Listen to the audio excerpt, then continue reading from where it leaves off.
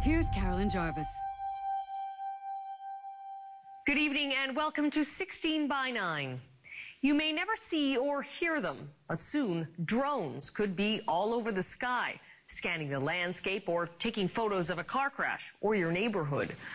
Most of us think of drones as unmanned military aircraft used for long-range warfare. But today the technology is becoming so popular and affordable, other industries are turning to it. As Mandy Clark reports, it's a market that's forecast to be in the billions of dollars with few regulations.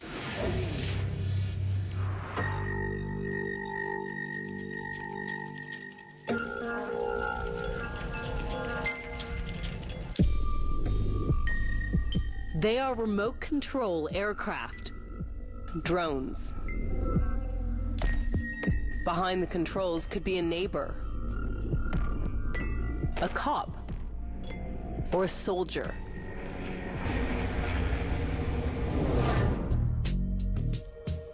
They can carry a payload, a camera, sensors, or a bomb. You will get the abuse of drones. People will use them for purposes which they're not intended for. They'll use them for blackmail, sexual thrills, and for all other kinds of purposes. Anyone can buy one. Anyone can fly one.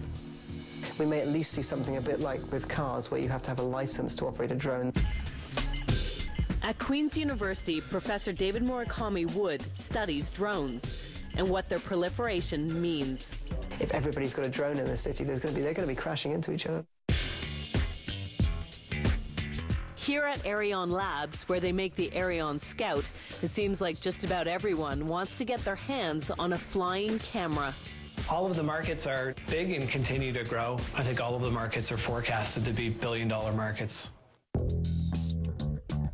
The system carries a number of different cameras, so you can think about the system really as a flying camera. We joined Ian McDonald, the VP of Marketing at Arion, to take one of their scouts, a $60,000 drone designed for surveillance use, for a spin. You don't need to have any piloting experience required. The system actually handles most of the flying automatically. All the user does is provide it some commands in terms of where to go and what to look at. Wow. If you've ever used Google Maps, you're actually able to operate the Scout. The philosophy of using the system is to make it as easy as possible. I could have the system come around and have a look at us. You can see the camera automatically pivots around to have a look at us. Yeah, and it's really as simple as that to operate. This simple-to-operate drone has a lot of different uses. In military, primarily it's used for soldier protection, compound security, and convoy security. Public safety uses include accident reconstruction, crime scene investigation, search and rescue, and even some tactical situations. But this is where drones are really taking off. Anything where accessibility is an issue, potentially a break and enter at a school overnight where you need to check the rooftop, surveying damage or major crime scenes, any major incident where you want a good overall view. Constable Andy Olson of the Halton Police says one of those views is the scene of a car crash, where Halton Police are training to use drones to analyze a collision scene.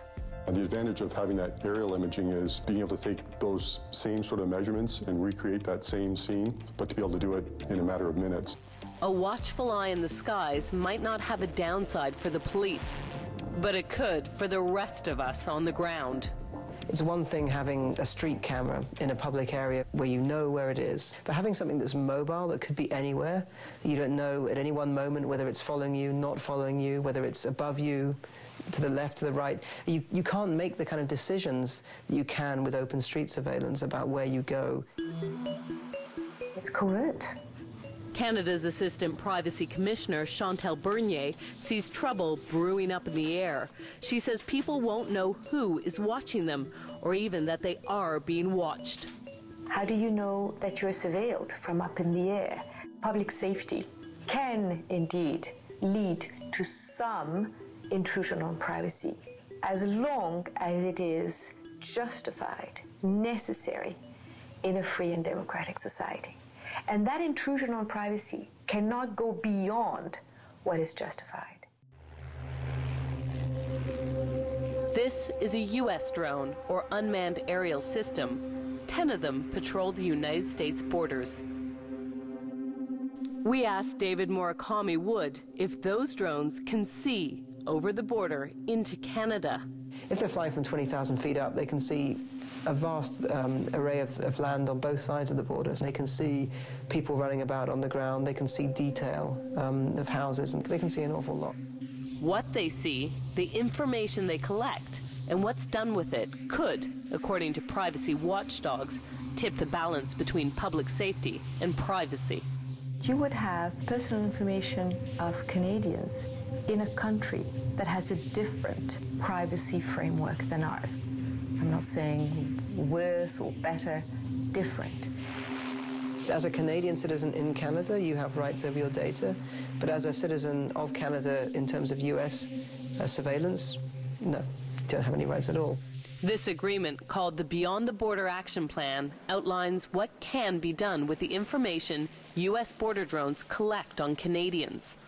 Clearly, this is an area where we have to be very, very vigilant. So in order to bring it home, just click on the home button, and that'll automatically bring it back to the position that we started from. Should the Canadian public worry that your drones are spying on them? All of our customers are professional companies, and all of our customers log where the system is being used and how it's being used. Anyone who wanted to use the system for illicit purposes wouldn't be using one of our systems. That might be the case for this $60,000 drone. But those standards don't apply to flying one of these. 16 by 9 paid just $300 to buy this drone. It can easily fly over a neighbor's backyard or even hover at a window several floors up. In theory, in Canada, the use of drones is prohibited over private land or over individual people.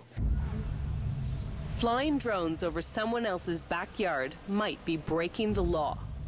But police aren't laying charges, at least not yet. As far as the whole peeping Tom or surveillance by a person, I don't know that we've even had a call for that. As you see the new $300 units that you can fly from your personal tablet, as those become more and more popular, I think that will be an issue. Easy to buy, no rules to fly, and many drones come loaded with a camera. Some models can even live stream video. But it seems to me impossible, if you're going to allow the use of drones at all, that they aren't going to be taking pictures of either private land or individual people. There's a kind of childish delight that takes over, where people use the cameras for all kinds of ulterior motives. Ulterior motives that could look like this: pictures and video taken with a drone that can easily be posted online. The issue of citizens putting pictures or violating the privacy of other citizens is clearly an issue that will merit legal consideration to see how the law responds to a new reality. This is an area where clearly the law needs to meet the technology, and the technology is moving faster than the law.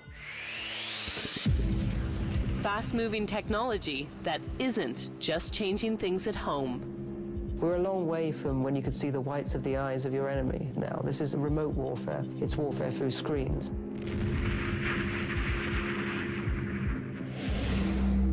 Next on 16 by 9. There is usually a casualty or two on the way in, and there may be a casualty or two on the way out. There is no appeal from death by drone.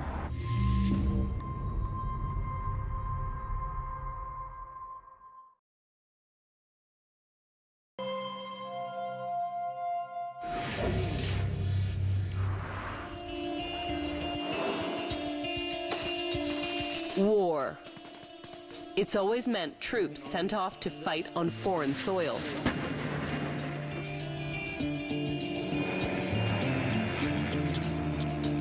But the face of combat is changing. Now warfare, at least some of it, is fought by remote control from behind a computer screen. These men are pilots, but this isn't a cockpit, and the aircraft they are in control of takes off without them. From bunkers in the States, pilots fly UAVs, unmanned aerial vehicles, and direct missiles to targets on the other side of the world. To retired Canadian Brigadier General James Cox, the advantages are obvious. It's a way of reducing the risk to the pilots of aircraft. But obviously, if the pilot isn't in the aircraft, he isn't in danger of getting shot out of the sky. That, and the fact that drones are cheaper and can stay in the air longer. The UAV can be designed and programmed and flown in a manner that it can stay on target for a longer amount of time, and you don't have to worry about the pilot fatigue. Avoiding fatigue, danger. These are the factors that are tipping the scales more and more towards fighting the war on terrorism and other battles remotely, from home soil. In 2007, the U.S. launched an estimated 5 drone strikes, but the number rose to 117 in 2010. It's proven they are effective in taking out targets. They have been effective in Afghanistan and Pakistan at taking out a number of leaders of Al-Qaeda, a number of leaders of the Taliban. American journalist and author David Rode experienced firsthand what it was like to be at the center of that target zone.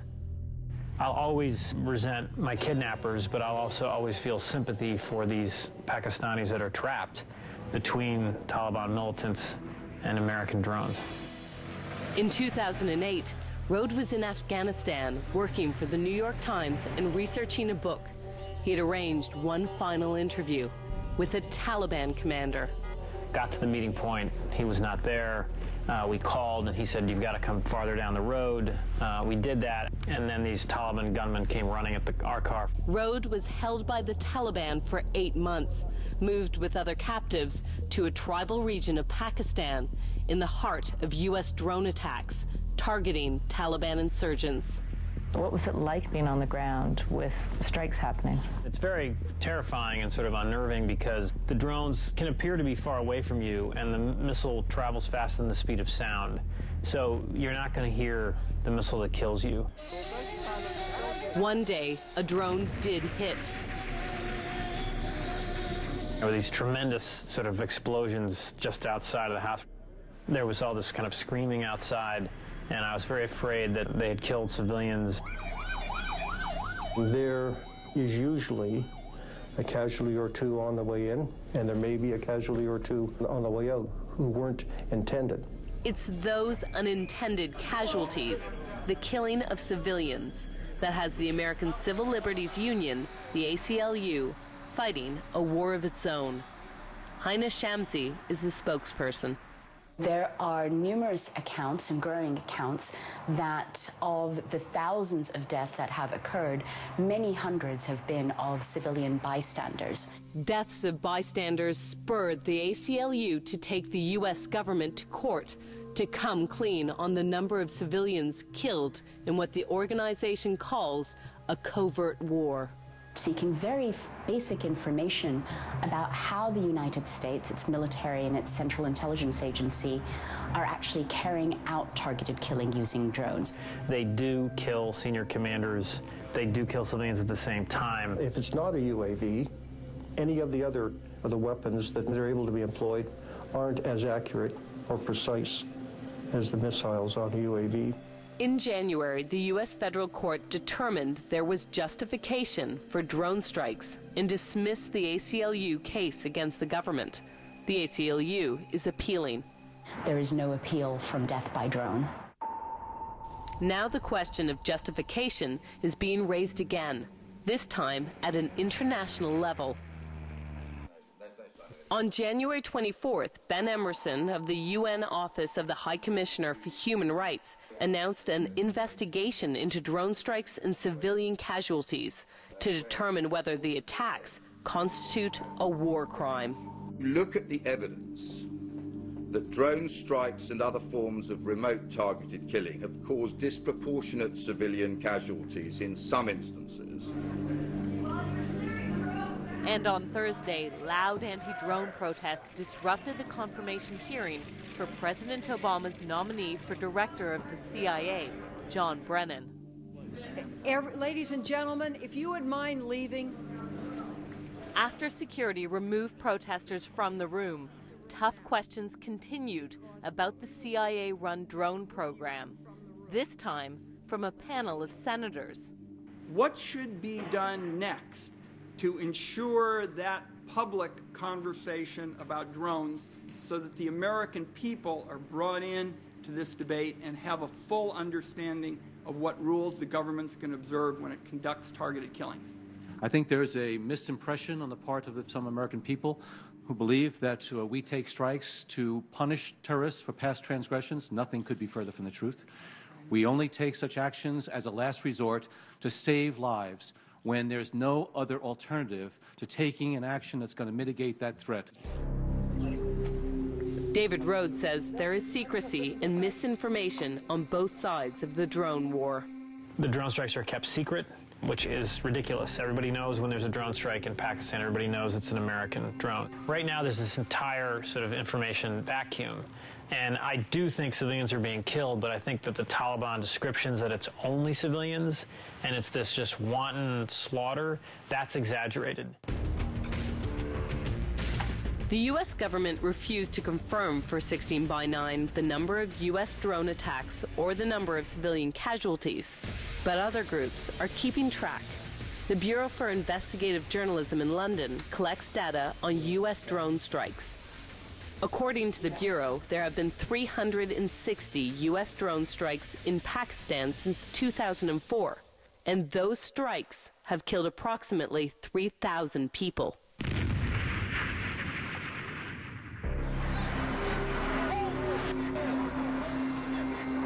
In New York, where the 9/11 attack against the U.S. instigated the war on terrorism, web developer Josh Begley came up with his own method of keeping track of drone strikes. He built an app. The app is very simple. It literally sends you a push notification every time that there's a drone strike. My pocket will buzz and I'll be like, oh, it's my friend sending me a text. And I'm like, oh, 7 people just died in Yemen. Josh tried to sell his app, but Apple rejected it, saying the content was objectionable. The notion that hearing about them is more offensive than the actual substance of killing someone inside or outside of the law is a strange notion. Canada is looking to acquire drones with an armed capability. Correct. Major Mark Wunenberg is with the Canadian Air Force. He told 16 by 9 Canada is set to join the remote control age, with plans to spend $1 billion on military drones this year. Drones that Wunenberg says will primarily be used by the military for reconnaissance. This is just another aircraft. It needs to follow the same laws and guidance that anybody else does. It's not a system that's up there making its own decisions or deciding what it's going to do or what it's not going to do. There's always somebody in control of it. There's always somebody making the decisions. But exactly who is in control of armed drones is an ever-expanding list. 14 countries are known to have armed drones, including Iran and North Korea. If you look at the grand sweep and evolution of conflict, of history, all the way from the time of the bow and arrow, standing here and shooting over there, you can see a trend. And you can only imagine how that will unfold in the future.